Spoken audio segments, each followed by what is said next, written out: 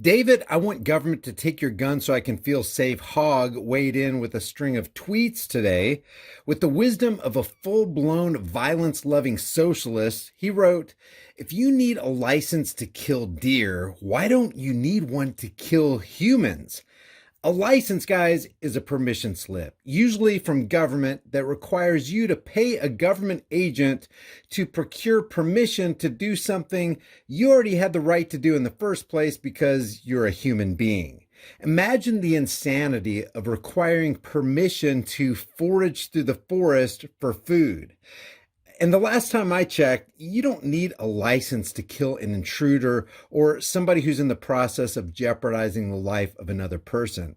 And as for people who use their freedoms to violate the freedoms and lives of others, those people should be punished because that's what a just society does.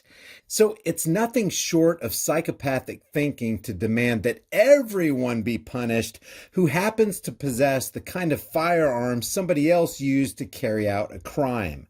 Imagine a murderer rambling through your neighborhood, breaking into houses at night, killing the occupants with a crowbar, and then somebody like David Hogg coming along and claiming that you need to have your crowbar taken away from you or you need to be licensed to own a crowbar.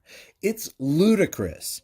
So David Hogg continues, "Plenty of people will think this is dumb. Good for you. I'm not looking out for an election, and I'm entitled to my own opinion no matter how much you disagree." There's a block button. If you need a license to drive car, cut hair, or to hunt, you ought to need one to buy a gun. See, because we live in the empire of lies and have been immersed in deception since our birth, this "you ought to have permission from the state" idea is perverted. Free men don't need permission to exercise their freedom. The argument can be made, even from Supreme Court case law, that a driver who is operating on the roadways for profit, he's the one who's required to be licensed. Although, under the free market and the principles of freedom, even in this event, licensing is highway robbery by government. But driving is different from traveling, at least according to Black's Law Dictionary, because a man who's traveling on the roadways with this property clearly needs no license at all. U.S. Supreme Court and other high court citations demonstrates from a legal standpoint that no license is necessary for normal use of an automobile on common ways. The decision in Robertson versus Department of Public Works said, "Complete freedom of the highways is so old and well established a blessing that we have forgotten the days of the robber barons and toll roads, and yet the highways may be completely monopolized if, through lack of interest, the people submit. Then they may look to see the most sacred of their liberties taken away from them one by more or less rapid encroachment."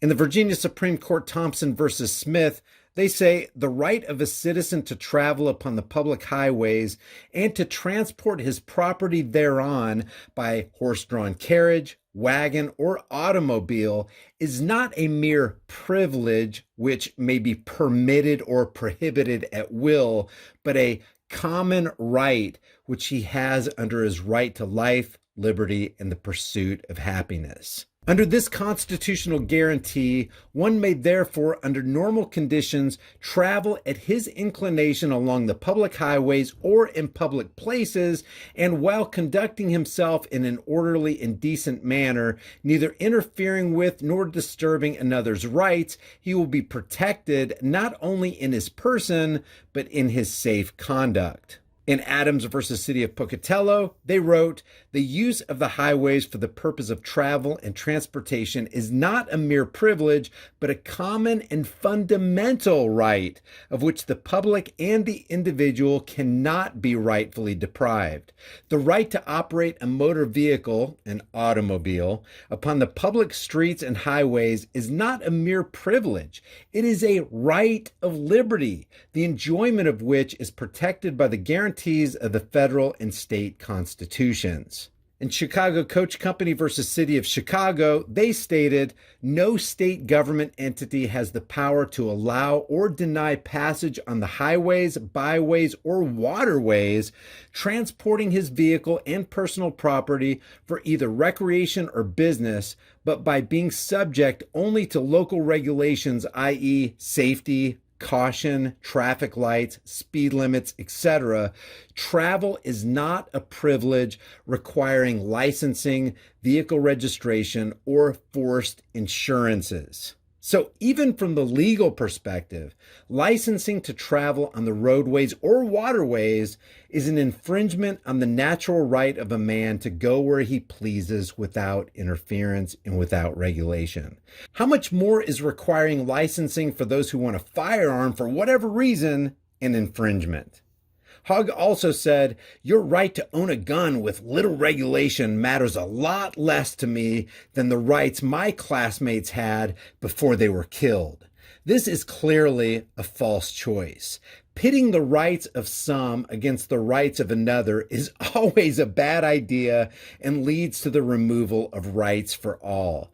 Just because the right to live may or may not have been snuffed out by a madman with a gun does not justify initiating violence and evil on innocent people who had nothing to do with that crime.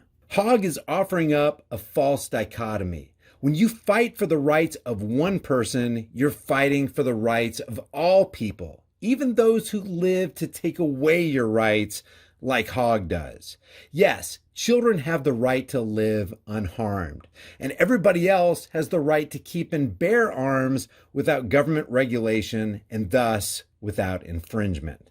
Hogg says limits on rights start where they infringe on others to practice theirs. No right is absolute, he says. We have a right not to be shot. Actually, this is perverted, tyrannical thinking. There is never a justifiable reason to limit the rights of any innocent person, ever. And if somebody uses their right to violate the rights of another, well, he has no right to do that. And that's why they're called rights, because right actions are the opposite of wrong actions. Therefore, all rights, because they are right, are absolute. Yeah, people have the right not to be shot. And if the innocent are shot, then the criminal is the only one who is rightly punished. To punish somebody else for the evil actions of a psycho is to project his evil onto others while committing evil by violating the rights of the innocent. And that's what David Hogg and others are trying to do here. Hogg ends his thread by saying, other countries have guns as a huge part of their culture and many own guns, but they don't have near as many shootings because they have the right rules. We can do the same. What Hogg desires here is more government control. Governments are run by psychopaths, and psychopaths steal freedom from others, claiming necessity drove them to make the decision. But necessity is always the plea for every infringement of human freedoms. It's always the argument of tyrants, and it's always the creed of slaves like Hogg. This Hogg slave wants to criminalize you and me for the reported actions of an insane murderer. But it's not Hogg himself who has the balls to come and take your guns. He's the guy who will hide behind legislation demanding that other psychopaths do his evil deeds for him. Therefore, Hogg and people like him want more evil to descend like a veil over the land until their Marxist ideals are fully realized. And when Marxism finally takes over, people like Hogg will be crushed by the very ideologies they claim to love.